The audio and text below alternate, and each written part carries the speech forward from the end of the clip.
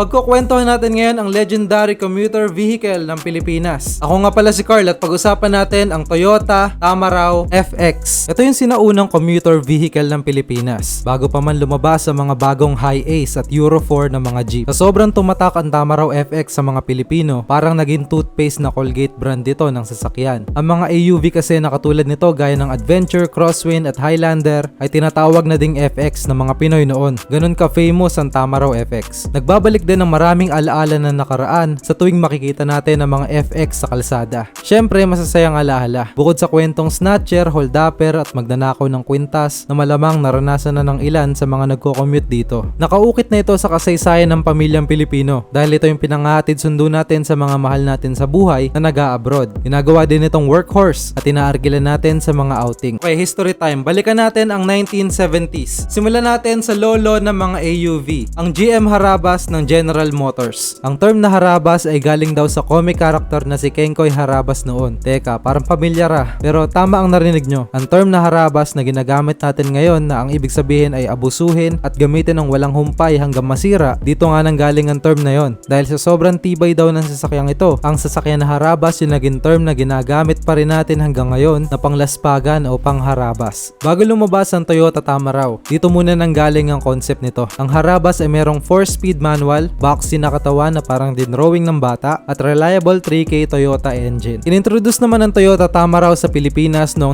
1976 at dito mismo ginawa sa ilalim ng Toyota Motor Corporation. Tinatawag din itong Kejang sa labas ng bansa. Ang term na Tamaraw ay tatak Pinoy dahil inspired daw ang pangalan na ito sa mga Tamaraw o kalabaw sa Mindoro. Yung mga lumang Tamaraw, pinapatakbo ng 1.2 liter Toyota 3K engine. Yung 1993 version naman, binenta ito bilang Tamaraw FX at available sa 1.8 liter 7K petrol engine o 2.0 liter 2C diesel engine. Sumikat ang Tamaraw FX noon dahil sobrang revolutionary nito. Ito yung kauna-unahang 10-seater vehicle kung saan hindi ka pagpapawisan dahil may aircon at hindi ka magbabayad ng kasing presyo ng taxi. Sobrang economical. Bukod sa pampasaherong sasakyan, marami din itong pakinabang. Umakyat ito ng bundok bilang cargo vehicle, panghatid sundo sa airport at minsan nagiging school bus din ito. Ito din yung nagpauso sa garage service o yung punuan na tinatawag kung saan hihintayin mong mapuno muna ng pasahero ang van sa garahe bago ito umalis. Binansagan din itong people's car noon at doon sa mga nagtataka kung bakit Darna ang isang bansag dito. Sobrang 90s trivia na to pero ilalagay pa rin natin. Dahil daw iminarket ng Toyota ang wagon body nito ng actress ng Darna na si Anjanette Abayari noon. Full comic print ni Darna ang marketing dito noon. Napakaangas. Kasabay ng pagsikat ng Toyota Tamaraw FX, nakikita ng Toyota na maraming tao na ang tumatangkilik ng Tamaraw para gawing personal private vehicle. Noong mga panahon na medyo nawawala na ang mga FX, nagkaroon ng bagong generation ng Toyota Tamaraw.